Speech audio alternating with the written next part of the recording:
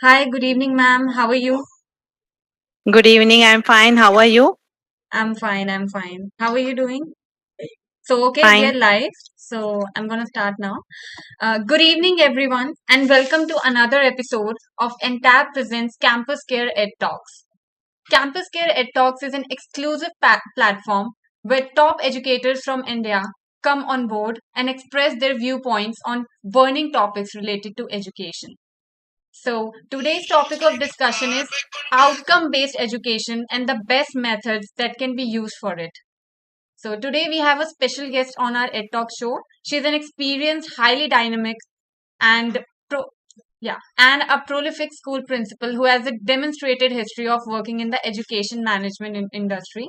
Please allow me to introduce Miss Ruby Kundu, principal of Lakshmipath Singhania's public school, Jaykaypur, Odisha. Hello, ma'am. Welcome on board. It's a pleasure to have you.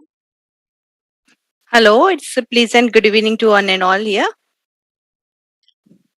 Okay, ma'am. So, without any further ado, we'll start with the questions now. Okay. Yes. So, firstly, is the objective based education approach better than the traditional one? Of course, it's better than always we find that objective based learning or approach, it is better than traditional approach. We also see that it is a firestorm with a great clarity of focus. It has embedded in the education or learning pattern, we say, to match up with the country's curriculum standard. Instructions are also Institutions are also adopting and implementing OBSC as a massive scale. Okay. Thank you, ma'am. Well explained. So, the next question is let's move forward to the next one.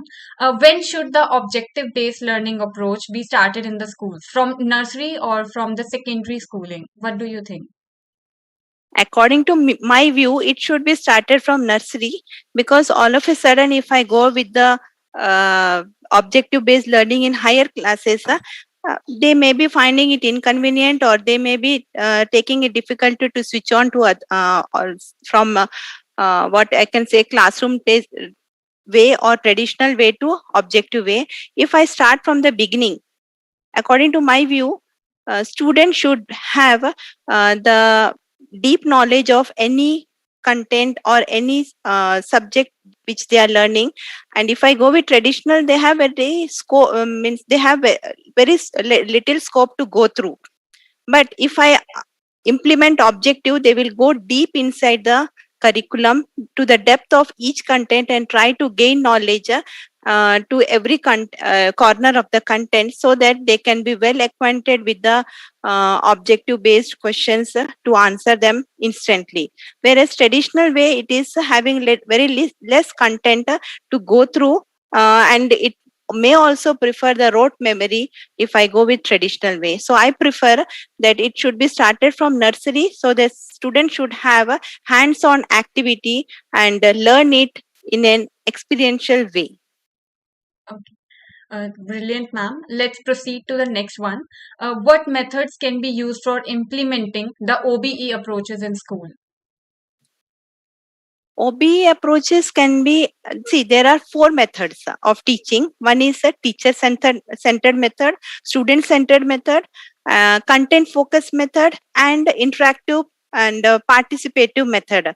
So, if we see of the four, the best method is the learner centered method. The learner centered method, it totally emphasizes the students to learn activities by doing and having hands on the activity. So in students learner center, we find four steps which student teachers can follow for better imparting skills and knowledge for the students. That is design down.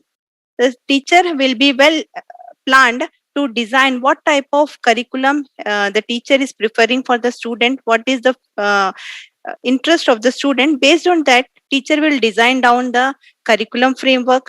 Then teacher will see that the curriculum selected for the student, it should be clarity of focus. The teacher should be very clear with the interest and the learning pattern of the student, so that the child, whatever the teacher is trying to teach the child, the child should be well versed with the learning pattern taught by the teacher. Third one is extended opportunity. The child should be taught in such a way that the after learning, the outcome should be should be found that the child is having lot of opportunity when the child comes out as in the world of this competition, to have lot of opportunity to stand in the society and prove himself as one of the best child among all. And fourth one is high expectations. When the child is learning in the school, parents, society, and child himself has a lot of expectation to stand unique in the society.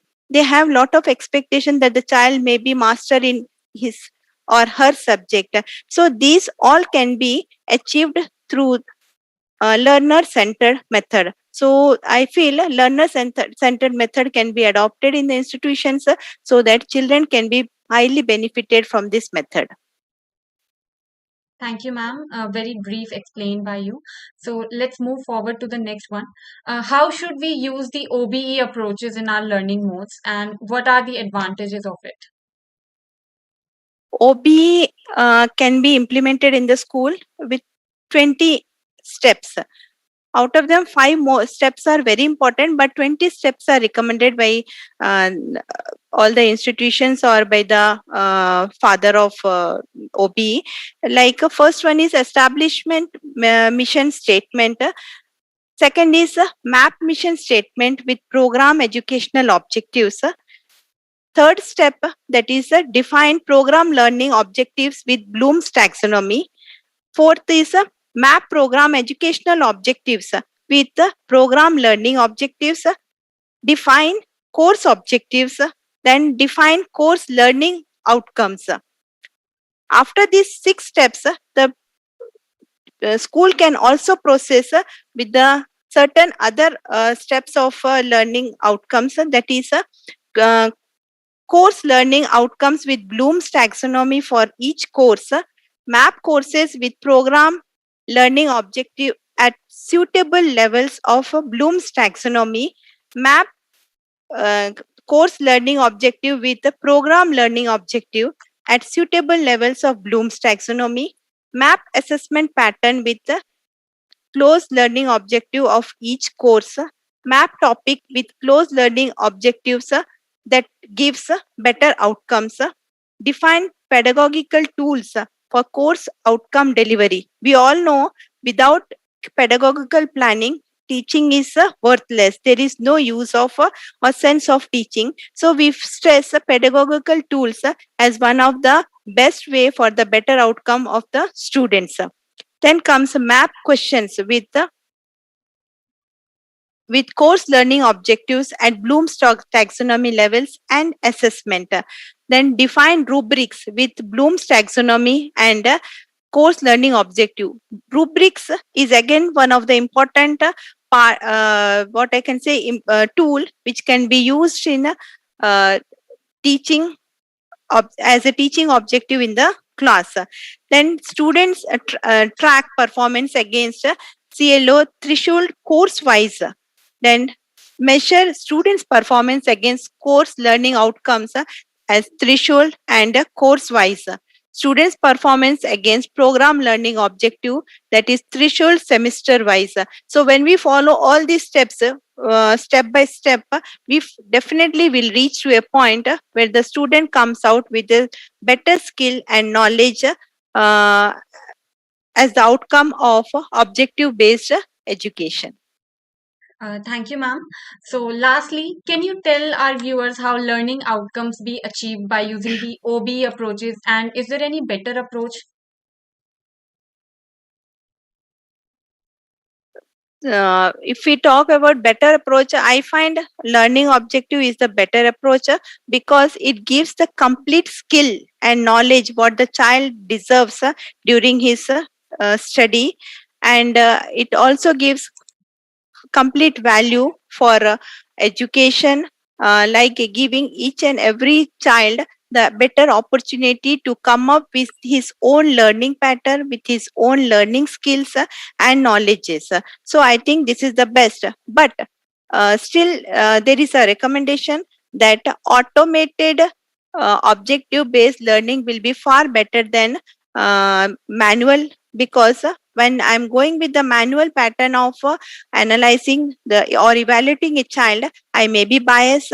I may be not looking the other part of the child, like I may be judging the child according to me, but the child may be having some other objective, some other way skills which he want to represent. So teacher either may be biased or may be going with her or his own perception of getting response from that, or I can also be missing some hidden part of the child which cannot be judged by my own views or observation. So automated means it will have certain various areas to judge the child, and it can be without any bias, it can be evaluating at the child. So I feel automated objective based learning will be better than manual or objective based learning.